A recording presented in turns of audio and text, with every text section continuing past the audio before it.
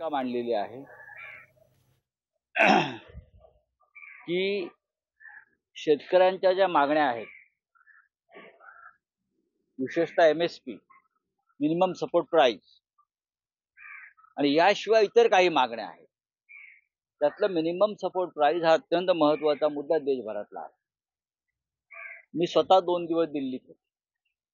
माननीय शिवसेना पक्षप्रमुख उद्धव ठाकरे यांच्या वतीनं शेतकऱ्यांच्या काही नेत्यांशी माझी चर्चा झाली. शेतकऱ्यांचं जे नेतृत्व आहे ते साधारण यावेळेला पंजाबातलं आहे. पंजाबातून हजारो शेतकरी निघालेले आहेत आणि ज्या 4 प्रमुख बॉर्डर्स आहेत त्यातली शंभू बॉर्डर अंबालाच्या मागच्या बाजूला आहे आणि बाकी सर्व ठिकाणी पॅरामिलिटरी फोर्स, अर्धसुरक्षा बल ज्याला आपण म्हणतो, पोलीस आणि इतर सशस्त्र सेना तिथे उभ्या केलेल्या आहेत. तरीही शेतकरी ऐकण्याच्या मनस्थितीत नाही. ज्या 5 शेतमालाविषयी पियुष गोयल यांनी प्रस्ताव ठेवलेला आहे MSP संदर्भात, तो शेतकऱ्यांनी फेटाळलाय. कारण संपूर्ण देशातल्या शेतकऱ्यांसाठी ते योग्य नाही. कापूस असेल, उडद असेल, इतर काही मका आहे, त्याच्यामध्ये महाराष्ट्रामध्ये द्राक्ष आहेत, महाराष्ट्रामध्ये कांदा आहे, कापूस आहे. महाराष्ट्रातलं सुद्धा शेतीचा प्रश्न हा अत्यंत गंभीर आहे. देशातल्या राज्यानुसार शेतकऱ्यांचे प्रश्न आणि उत्पादनं वेगळी आहेत. अशा वेळेला देशातल्या शेतकरी नेत्यांनी एकत्र यावं आणि या विषयावरती एकत्र येऊन सरकारकडे मागणी करावी, अशी त्या शेतकऱ्यांची भूमिका आहे. शेतकरी जर पुढे गेले, बॉर्डर क्रॉस करून, तर त्यांच्यावर गोळ्या झाडण्याची तयारी सरकारने केलेली आहे ही माझी माहिती आहे. पण त्यांना कोणत्याही परिस्थितीमध्ये दिल्लीच्या दिशेने येऊ द्यायचं नाही असं सरकारने ठरवलंय. शेतकऱ्यांचे मुर्दे पडले तरी चालतील,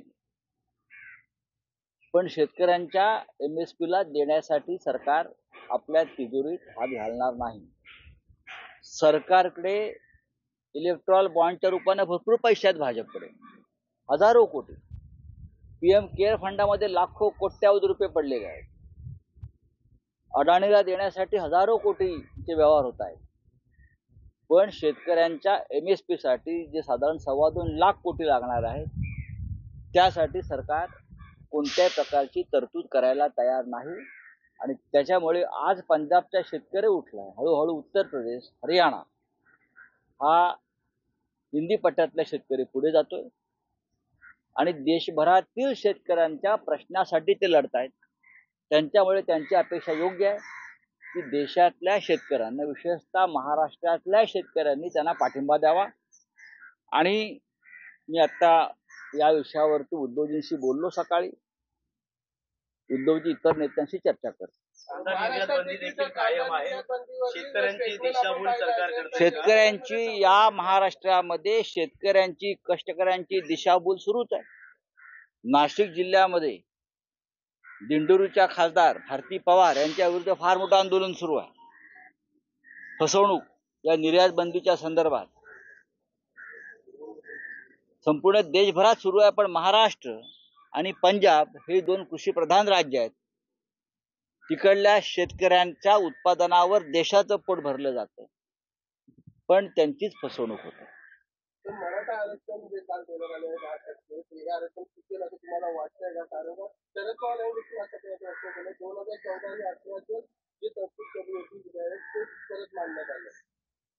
फसवा फसवीचा खेळ आहे आणि ही फसवा फसवी मराठा आरक्षणापासून ते चंदीगडच्या महापौर पदापर्यंत, निवडणुकापर्यंत सर्वत्र देशात फसवा फसवी सुरू आहे. भारतीय जनता पक्ष हा फसवा फसवीच्या पायावर उभा आहे आणि ही अत्यंत गंभीर गोष्ट आहे. माझ्या माहितीप्रमाणे आत्ता दुपारी 12 वाजता जरांगे पाटलांनी त्यांच्या राज्यातल्या प्रमुख लोकांची बैठक बोलावलेली आहे. आणि त्यात ते पुढील आंदोलनाची दिशा मांडतील. याचा अर्थ असा आहे, काल सरकारनं जो एक फसवणुकीचा प्रकार केला 10% आरक्षणाचा, तो मराठा समाजाला अजिबात मान्य नाही. त्यांना वाटते त्यांची फसवणूक झाली, सरकार त्यांचं समाधान करण्यात अपयशी ठरलेलं आहे. अशा वेळेला उद्या राज्यात कायदा आणि सुव्यवस्था निर्माण झाली तर सरकार गिरीश महाजन, गुलाबराव पाटील यांच्याप्रमाणे फक्त वरातीमध्ये नाचणार आहे का? हा प्रश्न आहे. मंत्री नाचतायत रस्त्यावर आणि जरांगे पाटलांचं उपोषण सुरू आहे. हा मराठा समाज अस्वस्थ आहे. हे असं नाचून का प्रश्न सुटणार आहेत का? महाराजांनी शपथ घेतली होती. महाराजांची शपथ खोटी आहे. बाळासाहेब ठाकरेंची यांनी अनेकदा शपथ घेतलेली आहे, आम्ही शिवसेना सोडणार नाही म्हणून. ह्या लोकांनी बाळासाहेबांच्या समाधीसमोर, बाळासाहेबांच्या मातोश्रीतल्या खुर्चीसमोर यांच्या शब्दांवरती काय विश्वास ठेवताय? तर कोणत्याही क्षणी आचारसंहिता लागू शकते. इंडिया आघाडी असेल किंवा महाविकास आघाडी असेल, त्या बैठकाला कुठेतरी ब्रेक लागला अजिबात नाही. महाविकास आघाडीच्या बैठका सुरू आहेत, एकमेकांशी संपर्क चालू आहे, जागा वाटपाचा तिढा सुटलेला आहे.